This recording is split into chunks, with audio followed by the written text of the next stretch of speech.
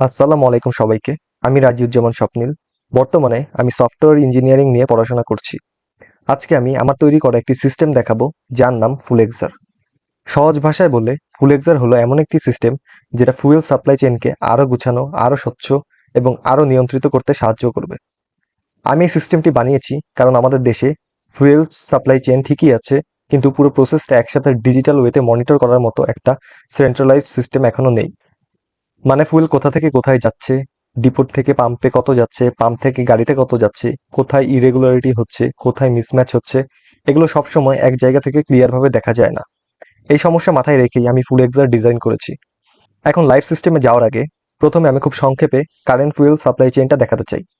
এখানে বিপিসি থেকে ফুয়েল ডিপোটে যায়, ডিপোট থেকে রিটেল ফুয়েল স্টেশনে যায়, আর রিটেল ফুয়েল স্টেশন থেকে এন্ড ইউজার অর্থাৎ ড্রাইভার বা ভেহিকেল ওনারের কাছে যায়।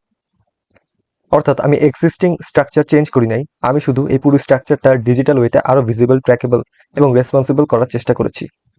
এখন আমি পাবলিক পোর্টালে যাচ্ছি। এই পাবলিক পোর্টালের মূল কাজ হলো সাধারণ মানুষকে ফুয়েল স্ট্যাটাস বা স্টক সম্পর্কে একটা ধারণা দেওয়া, আর চাইলে আগে থেকে ভেহিকেল প্রি রেজিস্ট্রেশন করার সুযোগ দেওয়া।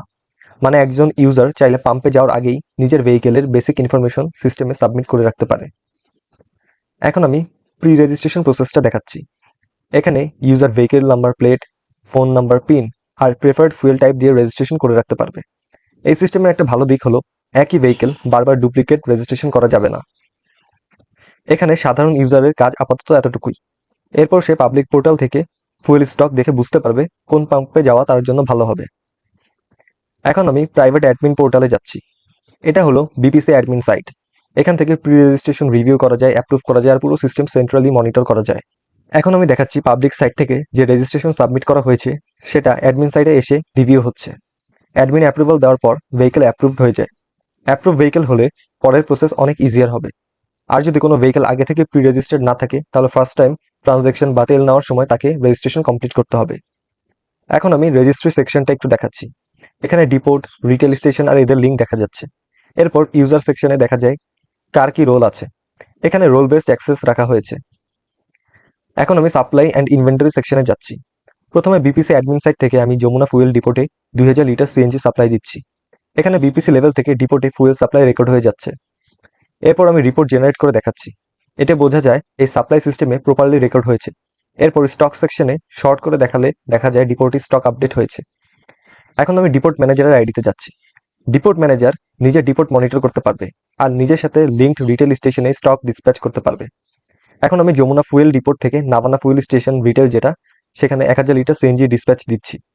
তারপর স্টক আর রিপোর্টে গেলে দেখা যাচ্ছে মুভমেন্টটা সেভ হয়েছে। এখন আমি নাভানা ফুয়েল স্টেশনের পাম্প ম্যানেজার আইডিতে যাচ্ছি। এখানে প্রথমে কারেন্ট স্টক দেখা যাচ্ছে। তারপর নিউ ট্রানজ্যাকশন সেকশনে গিয়ে দেখাচ্ছি কিভাবে ফুয়েল ডিসপেন্সিং বা তেল দিলে সেটা এন্ট্রি করা হয়। যদি ভেহিকেল আগে থেকে অ্যাপ্রুভ থাকে তাহলে প্রসেসটা দ্রুত হবে, কিন্তু ভেহিকেল যদি একদম নতুন হয় তাহলে ফার্স্ট টাইম ফুয়েল নেওয়ার সময় তার নাম্বার প্লেট এন্ড পিন দিয়ে সেট করতে হবে। এখন আমি ফ্রড কন্ট্রোলের অংশটা দেখাচ্ছি।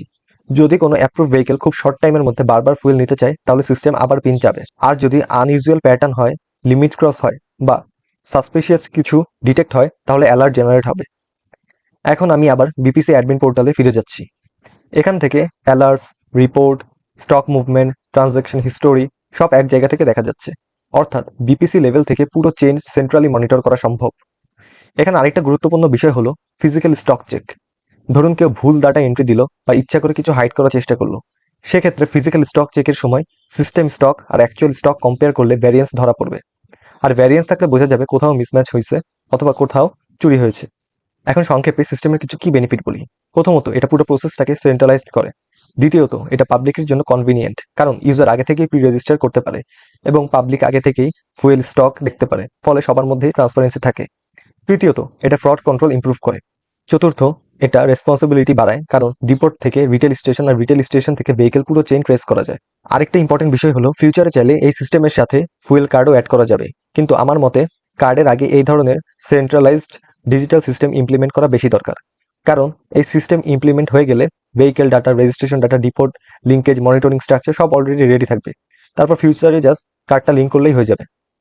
কিন্তু যদি কার্ড দিয়ে শুরু করতে হয় তাহলে কার্ড তৈরি, distribution, scanner set up, cost, replacement আর অনেক অপারেশনাল ডিলে তৈরি হবে। অন্যদিকে ফুল এক্সার মতো এরকম একটি সফটওয়্যার আগে ইমপ্লিমেন্ট করলে একটা সেন্ট্রালাইজড ডিজিটাল ফাউন্ডেশন তৈরি হয়ে যাবে। সবশেষে আমি বলতে চাই, এই system existing fuel supply chain replace করছে না। এই সিস্টেম এক্সিস্টিং স্ট্রাকচারটাকে আরো স্বচ্ছ, আরো গুছানো, আরো নিরাপদ এবং আরো কার্যকর করছে। ধন্যবাদ সবাইকে।